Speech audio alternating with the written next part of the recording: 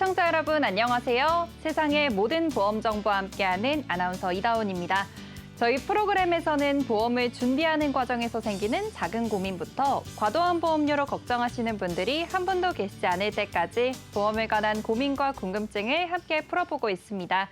보험 불만 제로는 카카오 TV와 네이버 TV, 유튜브를 통해서 시청하실 수 있고요. 유튜브 검색창에 NBN TV 검색하시면 실시간 방송으로도 참여하실 수 있습니다. 아울러 본 방송은 정보 제공을 위한 방송입니다. 보험 서비스 및 상품 판매와 중개에는 관여하지 않습니다. 그럼 오늘의 보험 불만 제로 시작해 보도록 할 텐데요. 오늘은 네 분의 전문가 나와 계십니다. 전문가님 안녕하세요. 안녕하세요. 안녕하세요. 네, 안녕하세요. 여러분의 위험에 방패가 되어줄 보험 전문가 우정현입니다. 네, 안녕하세요. 보험의 고민과 궁금증을 바로바로 꺼내드리는 보험 자판기 박세호 전문가입니다. 안녕하세요. 보험은 보장받기 위해 가입합니다. 모든 국민들이 올바른 보장을 받을 수 있을 때까지 보험 전문가 최대호입니다. 네, 보험은 요리랑 같습니다. 시청자님들께서 요리를 하실 때 어떠한 재료를 가지고 어떠한 조리 방식을 선택하시냐에 따라서 이 음식이 맛있는 음식이 될 수도 있고 맛이 없는 음식이 될 수도 있죠. 보험도 마찬가지로 어떠한 특약을 가지고 어떻게 구성하시는지에 따라서 시청자님들한테 좋은 보험이 될 수도 있고 불필요한 보험이 될 수도 있습니다. 오늘 이 시간에 최상의 특약들로 최선의 보험을 만들어 드리겠습니다. 보험 셰프 김진수입니다. 네, 이렇게 오늘 보험 불만 제로와 함께 해주실 네 분의 전문가님들과 인사 나눠봤습니다. 이제 본격적으로 오늘의 칭찬보험들 확인해 보도록 할 텐데요. 첫 번째로 칭찬받을 보험은 어떤 보험인지 화면으로 먼저 확인해 보시죠.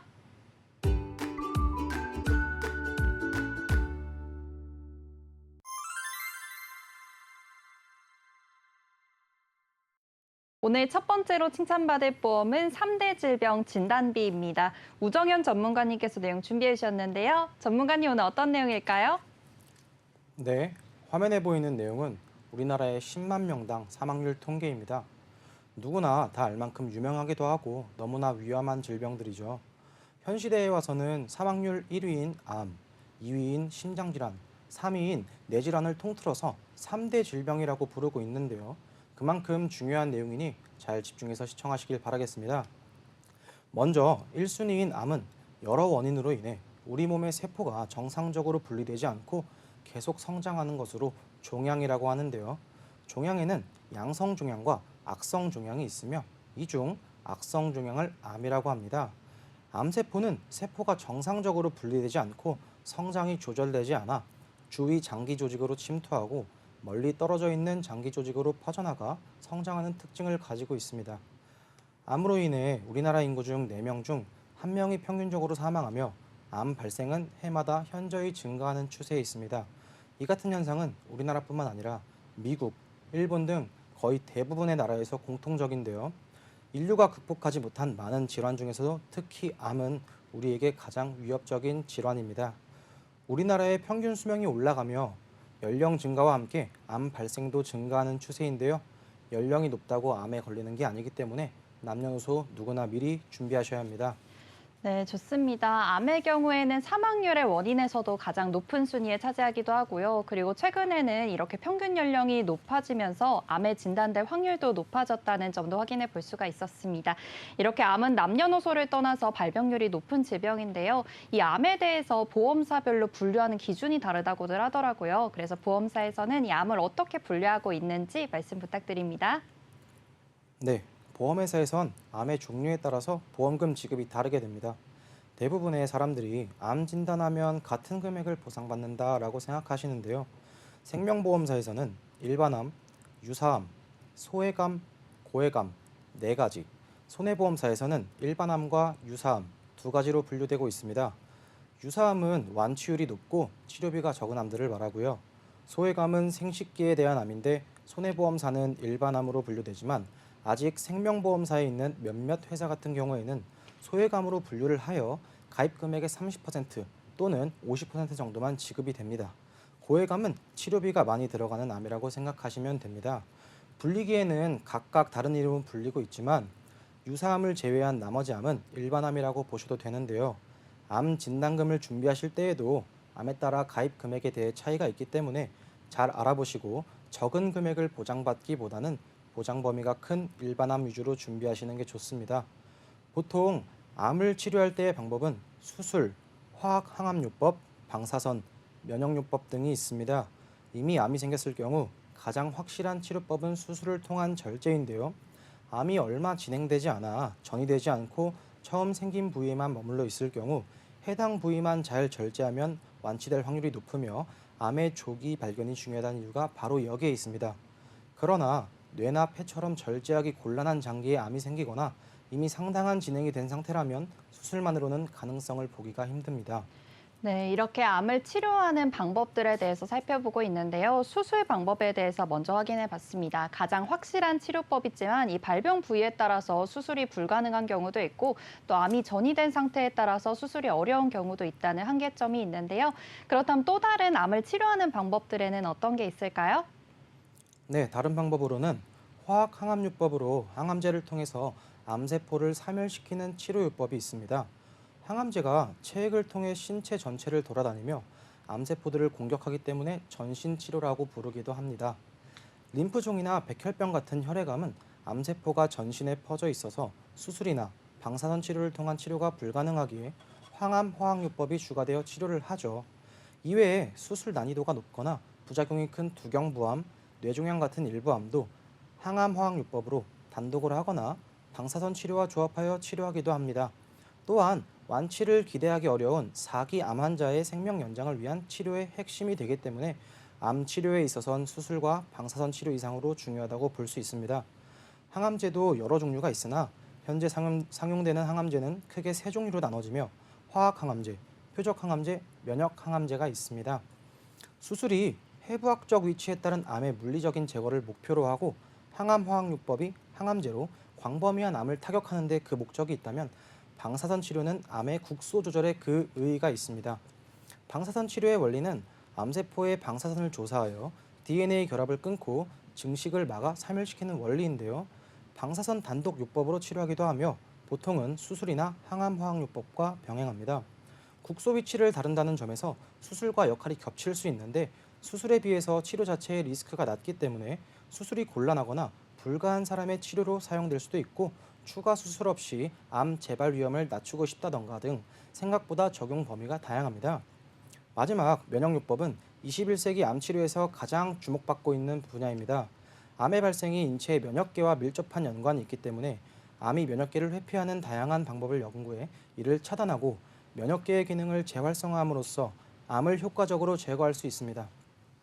화면에 보이는 표를 보시면 알겠지만 1세대 치료는 정상세포까지 죽인다는 단점을 보이고 있는데요. 하지만 2세대부터는 암세포만 표적으로 죽이는 치료가 나왔죠. 많이들 알고 계시는 표적항암 치료입니다. 3세대, 4세대까지 발전하며 점점 부작용은 줄어들고 있지만 비용은 점점 올라가는 모습을 보실 수 있는데요. 3세대 치료부터는 연간 치료비가 1억이 넘어가는 모습을 확인하실 수 있습니다. 암 치료에 들어가는 약물 몇 가지를 준비해 보았는데요. 표적 항암제의 비급여 1회 치료비는 평균 약 500만 원대의 가격을 형성하고 있습니다. 면역 항암제의 치료는 회당 1,000만 원의 가격을 보이고 있는데요. 이처럼 비급여 치료가 점점 많아지다 보니 경제적인 부담으로 인해 치료를 받는 도중에 그만두거나 포기하는 분들이 86.5%나 되는데요. 현 시대에 치료법이 있음에도 돈이 없어 치료를 못 받는다니 정말 속상하지 않을 수가 없습니다. 그러므로 암에 대한 준비를 하실 때에는 암 진단비뿐만이 아니라 암에 대한 치료까지 준비를 하셔야만 잘 준비를 하셨다라고 볼 수 있겠습니다. 네, 이렇게 의학이 발전하면서 치료 방법들이 개발돼서 다행이긴 한데요. 또 이 치료법에 따라서 비용도 굉장히 높아졌다고 하니까 개개인적으로 진단비뿐만 아니라 치료비까지도 준비를 해두시는 게 중요할 것 같습니다. 그럼 암에 대해서는 여기서 마무리하도록 하고요. 이어서 심장질환에 대해서도 말씀해 주세요. 네, 다음으로는 심장질환입니다. 우리나라의 만성질환인 당뇨, 고혈압, 고지혈증을 앓고 계신 분들이라면 조금 더 집중해서 시청해 주시길 바라겠습니다. 많은 분들이 심장질환의 중요성도 이미 알고 계시기에 많이들 준비하고 계시는데요. 가장 위협적인 질병은 예고도 없이 찾아오는 질병입니다. 평소 증상이 없다가도 갑자기 극심한 통증을 유발하여 병원에 도착하기도 전에 환자의 3분의 1을 사망하게 하는 질병이 있습니다. 바로 돌연사의 주요 원인인 심근경색인데요. 심장은 크게 세 개의 관상동맥에 의해 산소와 영양분을 받습니다. 그런데 혈전에 의해 이 세 개의 관상동맥 중 어느 하나라도 갑자기 막히는 경우 심장의 산소와 영양 공급이 급격하게 줄어들면서 심장 근육이 죽어가게 되는데 이를 심근경색이라고 합니다. 심장은 심근경색이 무서운 점은 목숨을 위협하는 질병임에도 불구하고 환자의 약 절반 정도는 아무런 증상이 없다는 것인데요. 그래서 특별히 주의하지 않는다면 심근경색을 발견하지 못하고 그냥 방치하는 경우가 많습니다. 일단 심근경색이 발생한다면 극심한 가슴 통증이 발생하게 됩니다. 이때의 통증은 이전에 경험하지 못한 가슴이 찢어질 듯한 통증, 숨이 멎을 것 같은 통증이 나타나기 때문에 이러한 증상이 나타날 시 바로 병원에 내원해 보셔야 되는데요. 심장질환의 대표적인 질병으로는 위에 말씀드렸던 심근경색증, 협심증, 부정맥, 심부전증, 심장판막 질환 등이 있습니다. 특히 나이와 상관없이 환자가 매우 빠르게 늘고 있어 생활 습관을 통한 예방과 조기 검진이 중요한 질환입니다. 네, 이렇게 심장질환은 돌연사의 원인이 되기도 하는 심각한 질병인데요. 그래서 이런 통증이 나타났을 시 바로 병원에 가야 한다고 말씀해 주셨습니다. 그런데 바로 병원에 가지 못하는 상황이 생길 수도 있고 시간이 지체될 수도 있을 것 같은데요. 이런 경우에는 어떤 결과가 나오는지에 대해서 말씀해 주세요. 네, 심장 기능이 멈췄다 하면 골든타임을 지켜야 하는데 그 순간을 놓치게 된다면 돌연사하거나 살아남았다고 해도 굉장히 처참한 결과를 보이는 질병입니다. 심장질환은 수술을 피하기가 굉장히 힘든 질환입니다. 꼭 수술 후 사망에 이르지 않더라도 이후 후유증도 생각하지 않을 수가 없는데요. 심혈관 질환의 후유증으로는 심장 근육의 손상 정도와 환자의 상태에 따라서 심부전이나 부정맥, 심장 파열, 심낭염 등의 합병증이 발생할 수 있습니다. 이러한 심각한 후유증 때문에 개인적인 고통, 사회 경제적인 비용이 약 20조 원으로 암보다도 크다는 통계가 있습니다. 즉, 오랜 시간 치료비와 재활기간을 가져야 하기 때문에 경제활동도 못하며 소득이 단절되는 시기가 길어집니다. 이 때문에 가정경제를 위협하는 심장질환에 대해서도 잘 준비를 하셔야 합니다. 심장질환의 경우 심근경색에 대해 관상동맥 우회 수술을 가장 많이 하게 되는데 이 비용만 3,340만 원 정도 발생하고 심장 수술은 3,200만 원, 심장 카테터 삽입술이나 스텐트 삽입술만 하더라도 수술비가 1,000만 원 이상 들어가기 때문에 가정경제에 굉장히 치명적인 영향을 줄 수 있습니다. 수술비뿐만 아니라 수술 후 회복 기간까지 감안한다면 막대한 비용이 소모되기 때문에 적극적인 준비가 필요합니다. 네, 이렇게 심장질환은 사망의 원인이 되기도 하고 또 후유증이 발생할 확률도 높기 때문에 소득 단절로 이어질 가능성이 높은데요. 그렇기 때문에 개개인적으로 준비를 해두는 게 중요할 것 같습니다. 그럼 보험으로서 우리가 심장질환을 대비할 수 있는 방법에는 어떤 게 있을까요? 네, 심장질환의 특약 종류에는 급성 심근경색, 허혈성 심장질환, 심장질환이 대표적으로 분류가 되는데요. 각 원으로 되어 있는 보장 범위를 확인해 보시면 허혈성 심장질환 진단비가 급성 심근경색에 비해 협심증, 만성 허혈성 심장병 등을 포함하고 있습니다. 허혈성 심장질환에서도 보장이 안 되는 특약이 있습니다. 바로 부정맥과 심부전인데요. 성인의 심장은 1분에 약 60회에서 100회 정도 규칙적으로 뛰는데 심장에 전달이 되는 전기자극에 문제가 생겨 이보다 지나치게 빠르거나 늦거나 불규칙하게 뛰는 것을 부정맥이라고 합니다. 일상생활에 전혀 지장이 없는 가벼운 부정맥에서 1분만 지속해도 사망에 이를 수 있는 치명적인 부정맥까지 다양하다고 보시면 되는데 이러한 부정맥은 뇌출혈보다 4.6배나 더 많이 일어나기 때문에 정말 흔한 질병입니다. 심부전은 램프 작용 저하로 혈액의 공급이 불안전해지는 것을 말합니다. 혹시나 내가 갖고 있는 진단비가 급성 심근경색만 보장되는지 확인해 보실 필요가 있는데요. 심근경색 진단비는 협심증에 대해서 돈이 1원도 보상이 되지 않습니다. 이 말은 매월 20만 원씩 20년만 납부해도 4,800만 원에 해당하는 금액인데 정작 협심증으로 인해서 보험금 청구를 하게 되면 단 한 푼도 못 받는다는 말입니다. 이렇게 되면 얼마나 화가 나고 억울할까요? 결국은 보험에 가입하게 된 본인 또는 가입을 도와준 담당자를 원망하게 될 겁니다. 나는 심장질환에 대한 준비가 끝났다고 생각하고 가만히 계시지 마시고 전문가와 상담을 하며 미리 보장 범위에 대해 꼼꼼히 살펴보고 심장질환에 대해서 준비를 하시면 좋겠습니다. 네, 심장 질환에 대해 자세하게 알아봤는데요. 심장 질환의 경우에는 보장 범위를 꼼꼼히 확인하는 게 중요하다는 말씀 남겨주셨습니다. 그러면 다음으로 넘어가서 뇌질환에 대해서도 확인해 볼게요. 뇌질환은 어떤 내용일까요? 네, 마지막으로 뇌질환에 대해서 알려드리겠습니다.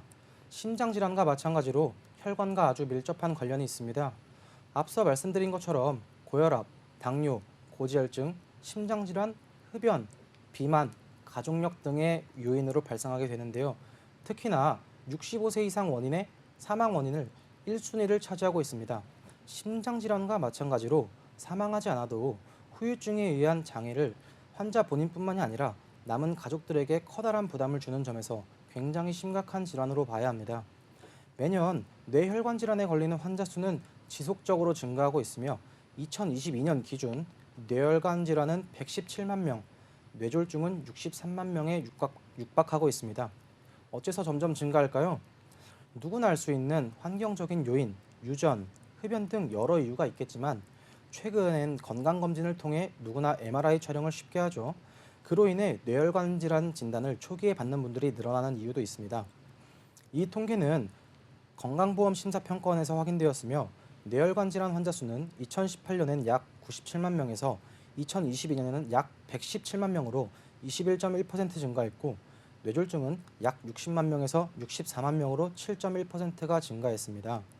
최근 5년간 뇌혈관 질환 환자가 많이 증가한 연령대는 남성의 경우 20대 기준 29.9%, 30대는 23.1%가 증가했으며 반대로 여성은 20대 기준 40.1%, 30대는 45.7%가 증가한 모습을 보일 수 있습니다. 즉, 뇌혈관 질환은 젊은 사람에게도 많이 발병하기 때문에 안심할 수가 없습니다. 이러한 뇌혈관 질환이 생기게 될 경우 현재까지 전체 환자 중 10% 정도만 완전히 회복이 되었고 70에서 75%는 다양한 장애를 가지고 살아가게 될 수밖에 없습니다. 네, 뇌혈관 질환에 대해 알아보고 있는데요. 성별에 관계없이 발병률이 높아지고 있는 현상이라고 합니다. 그런데 혈관 질환이었던 뇌혈관 질환인데 심장 질환에서도 이 사망률이 굉장히 높았잖아요. 그럼 뇌혈관 질환도 사망률이 높은지에 대해서 확인해 봐야 할 것 같은데요. 실제로 지금은 어떤 상황인가요? 네, 뇌혈관 질환이 정말 무서운 이유는 우리나라뿐만이 아니라 전 세계적으로도 뇌졸중으로 6초에 1명씩 사망하고 있다는 점입니다. 그리고 후유증으로 인한 마비, 특히 장애가 낳는다는 것이 특히나 더 안타까운 일인데요. 뇌졸중이 발생하게 되면 혈액 공급이 중단되면서 뇌세포가 괴사하게 되고요. 신경계 장애가 일어나면서 언어 장애는 물론 운동 장애까지 이어지게 됩니다. 그리고 뇌혈관 질환이 5년 이후 재발률이 가장 높다는 점에서 무서운데요. 보통 19%에서 42% 정도가 재발하는 것으로 알려져 있습니다. 특히 고혈압, 당뇨, 동맥경화 병력이 있거나 가족 중 뇌졸중 환자가 있는 경우에도 발병 가능성이 급증하게 되는데요. 뇌혈관 질환은 곧장 직업 상실로 이어지고 치료비가 많이 드는 데다 치료 기간이 긴 만큼 상당한 비용이 들 수밖에 없습니다. 뇌혈관 질환으로 인한 뇌혈관 우회 수술만 하더라도 2천만 원이 발생하고 뇌종양 수술은 1,600만 원 정도가 든다고 하니 수술만 하게 되더라도 많은 비용이 발생하게 되는데요. 이후 직업을 잃고 경제활동을 못하게 되는 소득상실 비용만 최소 1억 3,500만 원 정도 든다는 통계가 있습니다. 직접적인 의료비용은 2천만 원, 간접 의료비용은 600만 원가량 소모된다고 봐도 무방할 것 같습니다. 이러한 비용을 전부 더하게 된다면 1억 6,400만 원이라는 금액이 산출되는데요. 절대로 가볍게 볼 수 없는 질병이며 가정경제가 파탄날 수 있는 심각한 질병이라고 보시면 되겠습니다. 네, 뇌혈관 질환의 경우에는 후유증이 걸릴 확률도 높고요. 재발률도 높다고 합니다. 따라서 소득 상실로 이어질 확률이 높겠는데요. 거기다가 치료비와 치료 기간도 길어서 이렇게 많은 비용이 들어간다는 점도 확인해 봐야 할 것 같습니다. 이 부분에 대해서는 우리가 보험으로서 준비를 해두어야 할 것 같은데요. 뇌혈관 질환의 보험으로 준비하는 방법에 대해서도 말씀해 주세요. 네, 뇌질환 관련 특약에는 뇌혈관 질환 진단, 뇌졸중 진단, 뇌출혈 진단 이렇게 세 가지가 대표적인데요. 뇌출혈 진단비는 말 그대로 뇌출혈에 대한 보장이며 보상의 범위가 가장 좁은 특약입니다. 뇌졸중 진단비는 뇌출혈 진단비에 세 가지 질병 코드가 추가되어 보상 범위 또한 뇌출혈 대비 넓습니다.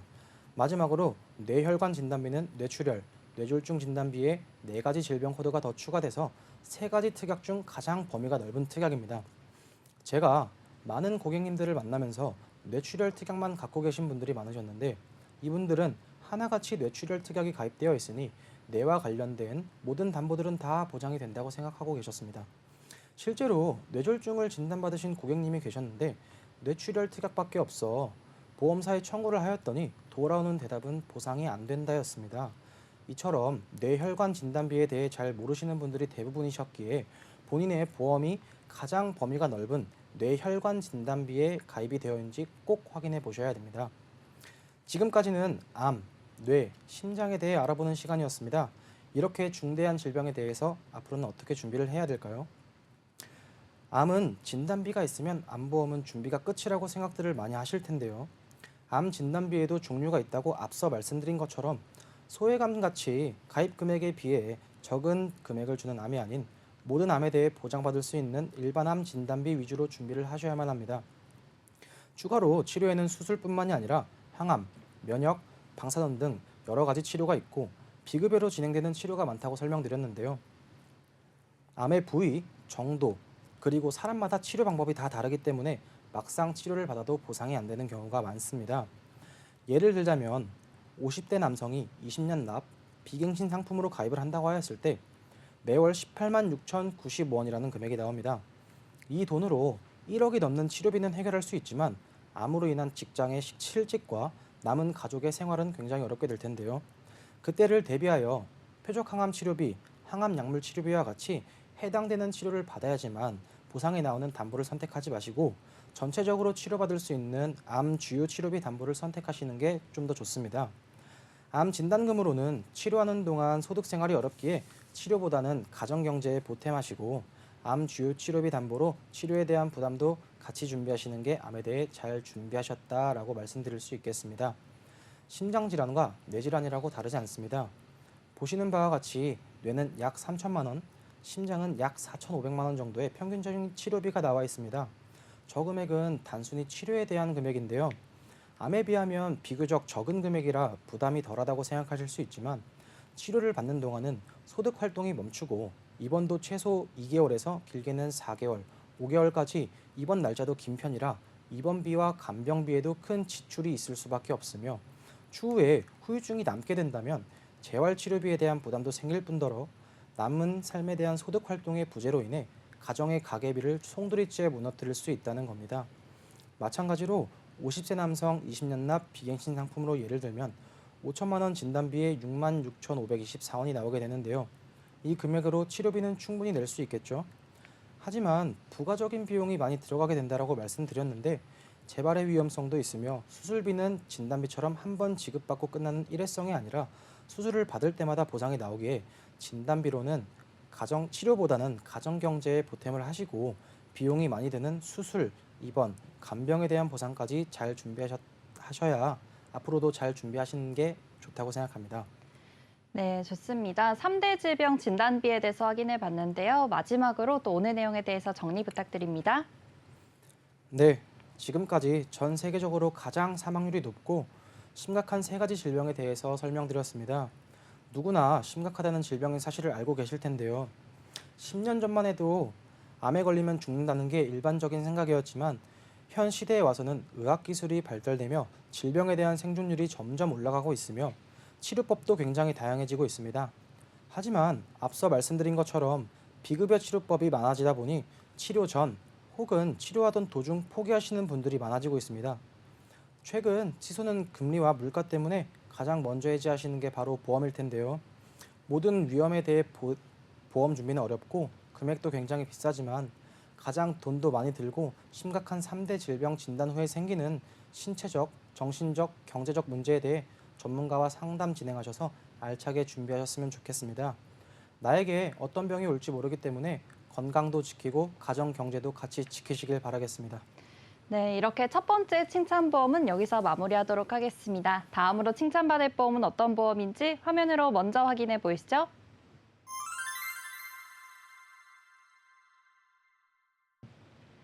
다음으로 칭찬받을 보험은 보험 보장 분석입니다. 이 내용에 대해서는 박세호 전문가님께서 내용 준비해 주셨는데요. 전문가님 오늘 어떤 내용일까요? 오늘 말씀드린 내용은 특정 보험의 장단점이 아닌 보장 분석에 대해서 말씀드려볼까 합니다. 우선 많은 매체를 통해 보장 분석에 대해서 들어보셔서 보장 분석이 어떤 건지는 알고 계실 텐데요. 보장 분석이 왜 필요하고 많이들 중요성을 강조하는지, 보장 분석을 통해 무엇을 얻을 수 있는지 보다 쉽게 설명 들어볼까 합니다. 네, 보장 분석이 왜 필요한지 그리고 이 필요성과 또 어떻게 하는지에 대해서 말씀 주신다고 하셨는데요. 그럼 우선 보장 분석을 꼭 해야 하는 이유에 대해서 설명 들어보겠습니다. 전문가님 어떤 이유가 있을까요? 네, 일단 설명드리기에 앞서 모르시는 분들을 위해 간단히 보장 분석을 설명드리자면 내가 가지고 있는 보험의 보장 범위와 한도 등을 해보는 것을 보장 분석이라고 합니다. 그럼 보장 분석이 왜 필요하냐?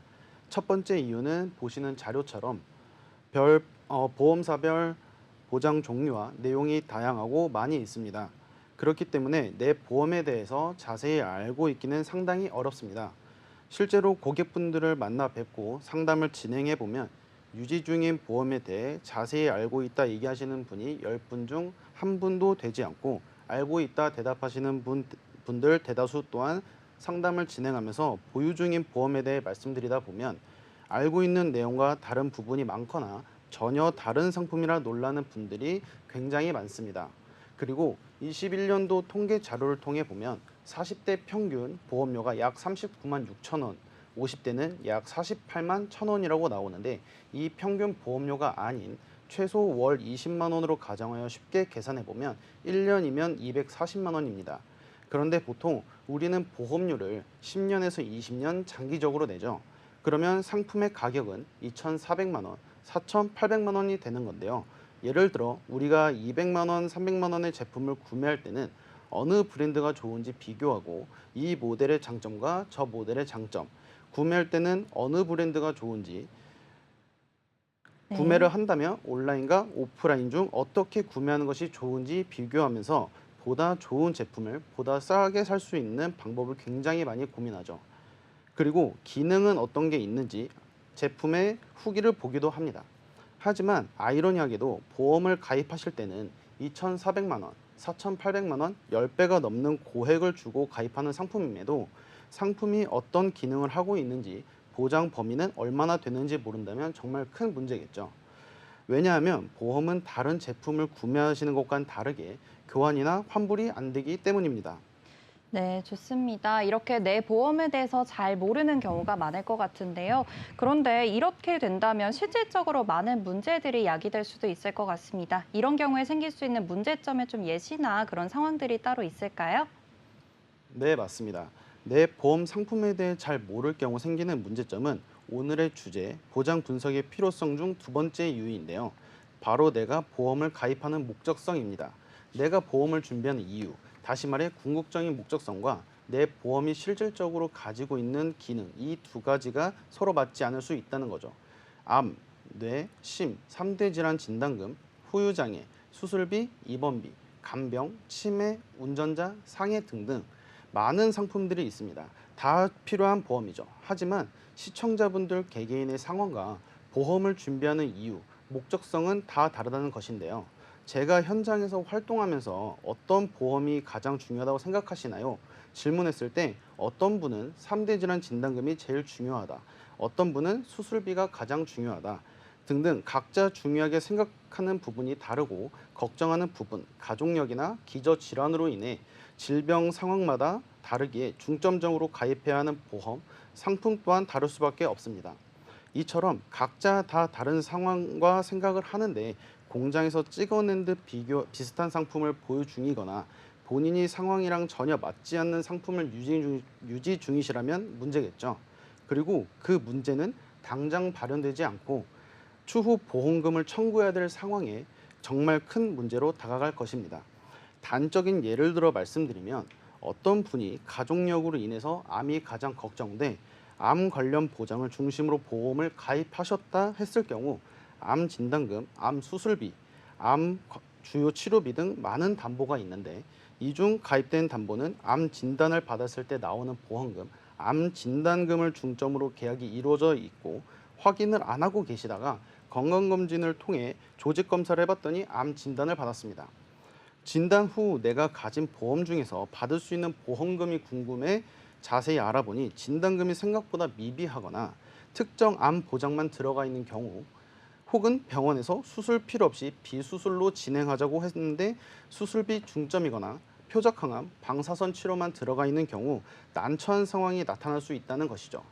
단적인 예지만 이처럼 질병이나 상해 사고가 난 뒤에 급하게 내 보험을 비교하고 살펴보고 보장을 받으려고 하면 그때는 당연히 늦었고, 점검을 한다고 하더라도 진단 후 사고 이후에는 보장을 수정 변경할 수도 없습니다. 네, 내가 생각했던 보험의 목적성과 그리고 실제로 정작 들어가 있는 보험이 다를 수 있다는 점에 대해서 확인해 봤는데요. 이 점에 확인하셔서 두 번째 이유에 대해서 확인해 봤습니다. 이어서 보장 분석을 꼭 해야 하는 세 번째 이유에는 어떤 게 있을까요? 네, 이어서 보장 분석이 필요한 세 번째 이유인데요. 많은 분들께서 집중하고 들으셔야 할 내용 중 하나입니다. 바로 내가 가진 보험에 대해 잘 몰라서 청구를 못하고 그러니까 청구를 못한 보험금, 즉 숨은 보험금 찾기입니다. 이 숨은 보험금이란 단어를 인용한 뉴스나 신문 등 많은 매체에서 많이 들어보셨을 텐데요. 금융위에서 만든 포스터인데요. 보시는 바와 같이 21년 6월 기준 금융위에서 발표한 바에 따르면 이 숨은 보험금이 12조가 넘어갑니다. 누구나 보험을 가입하는 이유는 당연히 내 건강상의 이유로 병원을 갔을 때 진료를 보거나 치료를 받고 금전적인 비용 부담을 덜기 위해 넣는 것일 텐데요. 보험회사들은 어쩔 수 없는 영리 목적의 회사입니다. 보험회사에서 지급할 내용이 있는지 알아보고 여러분들을 챙겨서 보험금을 지급해주지 않는다는 것인데요. 그렇다면 내가 유지 중인 상품을 활용해야 하는 것, 즉 보험금 청구는 우리 시청자분들의 몫인데요. 이 부분에서 다시 저희 시청자분들의 입장을 대입해서 말씀드려 보겠습니다. 보험금을 청구할 때 내가 알고 있지만 청구하지 않는 보험금과 내가 잘 몰라서 청구하지 못한 보험금은 엄청난 차이가 있죠. 내가 판단하여 보험금을 지급받았는지 내용을 몰라 판단하지도 못하고 놓쳤는지는 전혀 다른 이야기이기 때문인데요.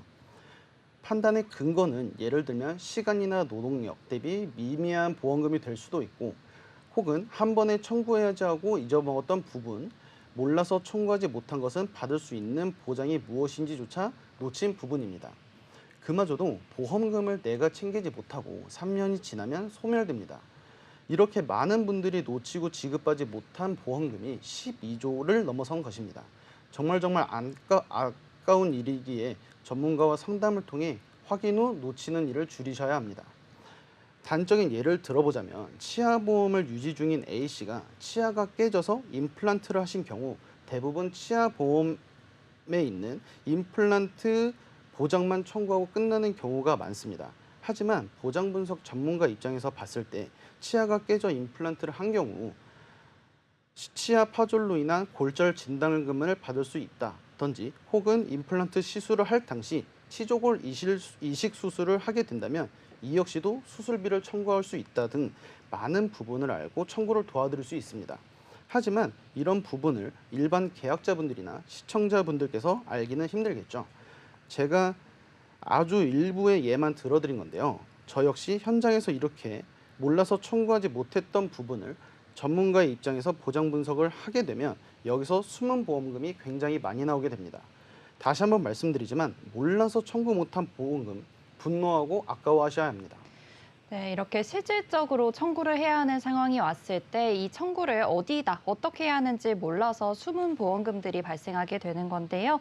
이렇게 보험금 청구권을 받아서 이제 찾을 수 있다는 점에 대해서도 우리가 보장 분석을 해야 하는 세 번째 이유라고 말씀 주셨습니다.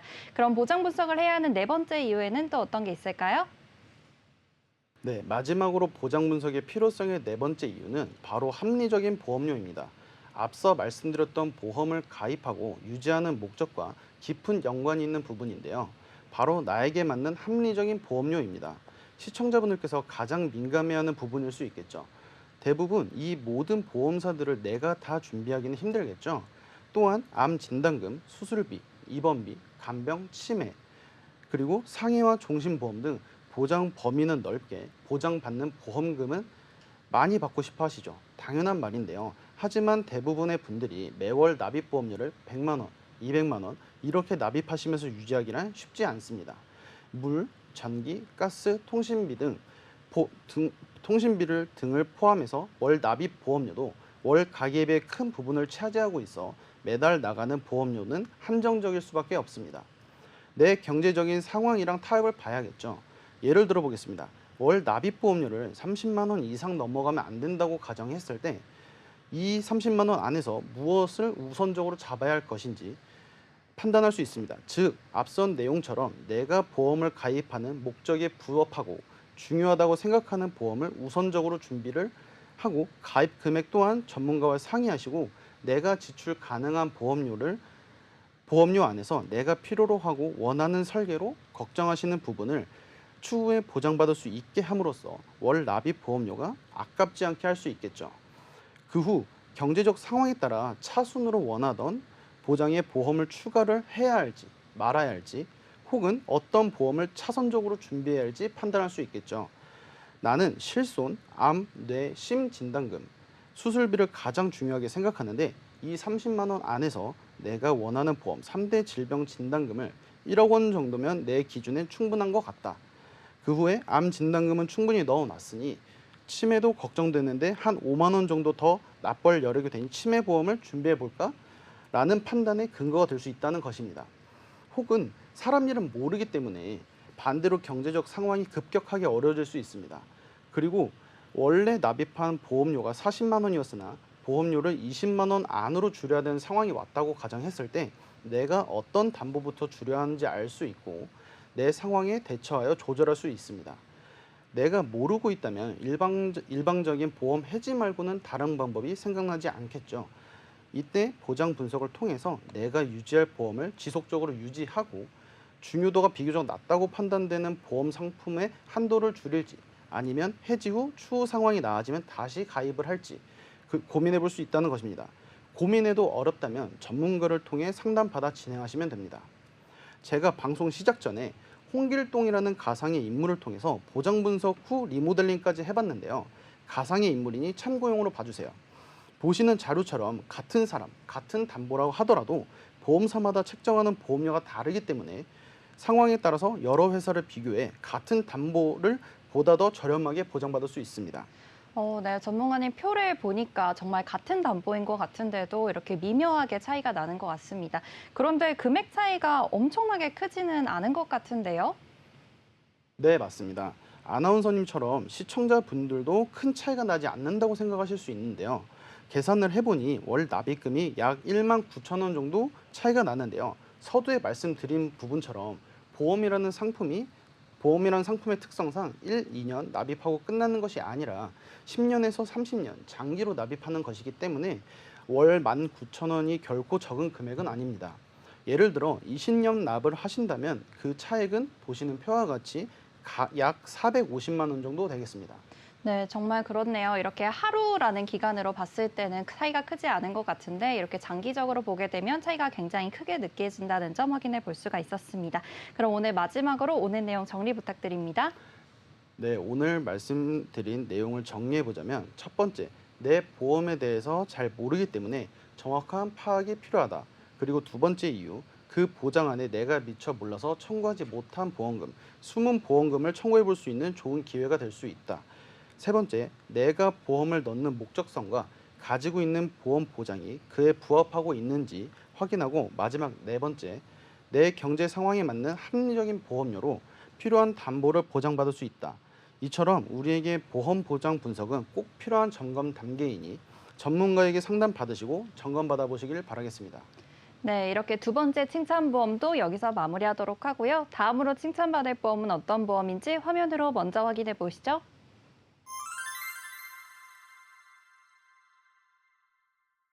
세 번째로 칭찬받을 보험은 후유장애 보험입니다. 이 내용에 대해서는 최대호 전문가님께서 내용 준비해 주셨는데요. 전문가님 오늘 어떤 내용일까요? 네, 제가 오늘 가져온 내용은 후유장애입니다. 아나운서님, 많은 분들이 나오셔서 보험에 대해 말씀해 주실 텐데 후유장애 좀 알고 계신가요? 네, 후유장애라는 말은 많이 들어봤는데요. 보험으로는 어떻게 보장을 해주는 건지 이 내용에 대해서는 아직 잘 모르고 있습니다. 맞습니다. 많은 분들이 보험이라고 하면 실비, 진단비, 입원비 정도 생각하시는데요. 오늘 말씀드릴 후유장애 이거 꼭 알아야 하고 가입해야 하는 담보입니다. 실비는 내가 낸 병원비의 일부를 보장해주는 보험이고요. 진단비 같은 경우는 미리 약속된 금액을 받는 보험입니다. 후유장애는 내가 아픈 만큼 보장받는 보험이라고 생각하시면 될 것 같습니다.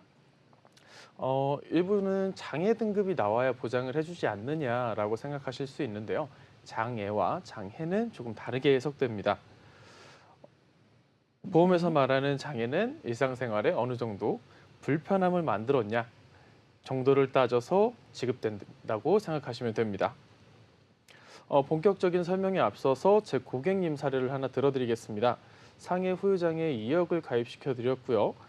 운동하시다가 손가락이 골절돼서 핀 삽입술까지 하셨습니다. 몇 개월 뒤에 핀을 제거했지만 손가락이 원활히 구부러지지 않아서 병원에서 후유장애 진단을 받으셨습니다. 표에서 보는 것처럼 우리 각 몸의 각 부위를 세분화해 진단이 나오는데요. 이번 사례에서는 손가락뼈에 뚜렷한 장애로 5% 진단받으셔서 1,000만 원 지급받으셨습니다. 보상 사례로 예를 들어 설명드리면 많은 분들이 쉽게 이해하시더라고요. 그리고 표를 보시면 아시겠지만 후유장애라는 보험은 우리 몸 어느 한 부분만 보장하지 않습니다. 부분을 세분화해서 보장해주고 있고요. 다른 말로 하면 그만큼 보장받을 게 많다는 얘기죠. 후유장애는 뭐 말씀드리면 끝도 없는데요. 많은 분들이 보장받으시는 것들 몇 가지 말씀드리겠습니다. 첫 번째로 인공관절입니다. 인공관절 수술은 많은 분들이 하시기 때문에 그렇게 큰 질환이 아니라고 생각하시는 분들이 많이 계시는데 우리 몸의 관절을 바꾸는 수술은 생각보다 작은 수술은 아닙니다. 큰 장애를 얻었기 때문에 20% 진단이 돼서 만약 후유장애 1억의 진단비를 가지고 계신다면 실비, 수술비와 더불어 1억 곱하기 20% 2천만 원 지급이 됩니다. 아나운서님, 후유장애 1억을 가지고 계시는 분이 2천만 원 지급받으면 진단비는 어떻게 될까요? 진단비는 1회만 보상이 되니까 아무래도 8천만 원 정도가 되지 않을까요? 맞습니다. 많이들 그렇게 생각하세요. 하지만 후유장애의 경우 내가 지급받았다고 해서 금액에 큰 변동은 생기지 않습니다. 먼저 오른쪽 무릎을 수술했다면 2천만 원 가량 지급이 되고요. 내가 가지고 있는 1억의 진단비는 그대로 유지되고 있습니다. 다시 말하면 추후에 왼쪽 무릎을 수술했을 때 추가로 2천만 원을 지급받을 수 있는 거죠. 다른 사례를 들어보겠습니다. 많이 지급받으시는 것 중 하나가 치매입니다. 요즘 치매 걱정들 많이 하시죠? 치매 보험을 준비하시는데 치매에 관한 보장이 너무나도 많기 때문에 고민들이 많더라고요. 후유장애, 이건 치매도 보장이 됩니다. CDR 점수 많이 들어보셨을 거예요. 네, CDR 점수 많이 들어봤는데요. 치매 관련해서 기준이 되는 점수라는 얘기를 많이 들어본 것 같아요. 맞습니다. 치매를 검사하고 진단하는 많은 기준이 있지만 보험에서는 대표적으로 CDR 척도를 기준으로 두고 있습니다. 2점일 때 40%, 3점일 땐 60%, 4점은 80%로 큰 금액을 보장해주고 있습니다. 하지만 치매, 아까 말씀드린 무릎 수술처럼 이것도 중복 지급될까요? 아쉽게도 2점을 진단받고 40% 지급받으신 분들은 3점에 진단됐을 때 60%가 아닌 차액의 20%만 지급받게 됩니다. 무릎의 경우 각각 다른 부위로 보기 때문에 20%씩 각각 지급이 되지만 치매 같은 경우 같은 부위에 같은 질환이 얼마나 심각하냐의 차이를 두고 있기 때문에 20%, 40%와 60%의 차액인 20%만 지급되는 게 타당합니다. 그렇다고 해서 후유장애가 안 좋은 보험일까요? 위암의 경우 위 모두를 제거하기도 합니다. 이런 경우에 50%, 여성의 경우 자궁과 난소를 제거했을 때 50%, 투석을 하시는 분들은 75%, 많은 분들이 후유장애 보장을 받고 계십니다. 두 번째 말씀드린 고객님은 척추 질환을 가지고 계셨습니다. 인간의 이족 보행은 잘못된 진화라고도 얘기하죠. 대부분 척추를 가진 동물은 이족 보행으로 척추에 무리를 주지는 않습니다. 저희 모두 척추 질환을 가지고 있는 상태나 마찬가지고요. 당장 아프지 않다고 해도 추후에는 척추 질환이 올 수 있습니다. 네, 그런 것 같아요. 요즘에는 젊은 분들이 앉아서 일하는 경우도 많고 또 무거운 걸 들다가 허리를 다치는 경우도 참 많이 본 것 같습니다. 맞습니다. 대표적으로 척추 측만증이 있죠. 여기 앉아 계시는 분들 중에 척추 라인이 정말 예쁘고 깔끔하신 분들이 얼마나 계실까요? 척추의 각도는 대부분 휘어져 있습니다. 척추 측만증의 경우는 수술을 하지 않아도 지급이 가능합니다. 측만증의 경우 휘어진 각도마다 좀 다르겠지만 후유장애 지급이 가능하고요. 앞서 말씀드린 사례는 대부분 수술을 받고 남는 후유장애에 관해 설명을 드렸는데 척추도 다양한 이유로 수술을 하고 후유장애도 남지만 척추 측만증의 경우는 수술을 하지 않고도 보험금 지급이 가능합니다. 수술을 하지 않아도 보험금 지급이 가능하다는 말씀 주신 건가요? 내 몸에 후유증이 남았다는 건 어쨌든 회복되지 않는 경우가 생기는 게 아닌가 싶은데요. 담당해주고 잘 챙겨주는 설계사가 있다면 걱정하실 필요는 없겠지만 그런 서비스를 받지 못하시는 분들이 대부분이고요. 아마 보험사는 내 보장을 먼저 챙겨주진 않을 겁니다. 그렇기 때문에 보험을 가입하실 때는 상품을 사는 게 아니라 그 설계사 그리고 설계사의 서비스를 구매한다고 생각하시면 될 것 같습니다. 끝으로 주의하실 점은 상해로 인한 후유장애를 보상하는 경우 보험금은 많이 비싸지 않습니다. 하지만 질병으로 인한 후유장애를 보상하는 보험은 상대적으로 비용이 조금 더 비싼 편입니다. 다르게 말하면 질병으로 인한 후유장애가 훨씬 더 많다는 뜻이죠. 하지만 질병 후유장애를 1억 가까이 준비하셔도 다른 진단비보다는 그렇게 비싸지 않으니까요. 꼭 준비해 두시면 좋겠고요. 미성년 아이가 있으신 분들은 꼭 상해 후유장애 비싸지 않으니까요. 꼭 가입하셨으면 좋겠습니다. 어리고 활동적일 때 골절이나 인대 관련 상해를 많이 겪으니까요. 상해 후유장애와 질병 후유장애 꼭 준비해 두셨으면 좋겠습니다. 네, 좋습니다. 오늘 이렇게 세 가지 보험에 대해서 이야기 나눠봤는데요. 마지막으로 김진수 전문가님께 오늘 내용에 대해서 좀 시청자분들께 해주고 싶으신 말씀이 있다면 부탁드리겠습니다. 네, 우선 저희가 오늘 이제 방송으로서 말씀을 드린 내용이 첫 번째는 이제 암내심 진단비에 대해서 말씀을 드렸고요. 그다음에 두 번째는 보장 분석, 세 번째는 이제 후유장애에 대해서 말씀을 드렸는데요. 사실 저희가 암내심, 안내심 이제 계속 말씀을 드리다 보면 시청하시는 시청자님들께서 좀 지겨우실 수도 있어요. 아, 오늘도 암이고 내일도 암이고 왜 계속 암내심에 대해서 얘기를 하지? 라고 생각을 하실 수가 있는데 저희가 지속적으로 말씀을 드리는 이유 같은 경우에는 보험에서 가장 토대가 되는 것이 실손의료비하고 진단비이기 때문에 이 암내심에 대해서 여러 번 말씀을 드리는 겁니다. 그리고 암 같은 경우에는 현재 생존율 자체가 급격하게 올라가고 있습니다. 새로운 치료가 발견이 됨에 따라서 완치율이 상당히 높아지고 있는데요. 하지만 이 표적항암 치료라든지 면역항암 치료 같은 경우에는 급여로 되어 있지 않고 비급여로 되어 있기 때문에 국민건강보험에서 지원되는 부분들이 없다라고 보시면 될 것 같고 또한 실손 같은 경우에도 통원 치료를 받기 때문에 기대하셨던 금액을 전혀 못 받으시는 경우가 많이 있거든요. 그렇기 때문에 새로운 암 주요 치료비라든지 아니면 표적항암 치료비에 대한 부분도 좀 번외하지 마시고 같이 한번 준비를 해두시는 것을 권유를 드리도록 하겠습니다. 네, 좋습니다. 오늘 이렇게 세 가지 보험과 그리고 김진수 전문가님의 팁까지 들어봤습니다. 오늘 저희가 준비한 소식은 여기까지입니다. 방송 중에 소개된 보장 내용과 형태는 시청자 여러분들의 이해를 돕기 위함입니다. 시청자 여러분들의 나이나 성별 등 여러 가지 사정에 따라서 보장 내용은 달라질 수 있다는 점 유의하여 주시기 바랍니다. 또한 본 방송은 유튜브와 네이버 TV, 카카오 TV를 통해서 시청하실 수 있고요. 유튜브 검색창에 NBNTV 검색하시면 실시간 방송으로도 참여하실 수 있습니다. 아울러 본 방송은 정보 제공을 위한 방송입니다. 보험 서비스 및 상품 판매와 중개에는 관여하지 않는다는 점 유의하여 주시기 바랍니다. 그럼 오늘의 보험 불만대로 여기서 마무리하도록 하겠습니다. 지금까지 시청해주신 여러분 모두 고맙습니다.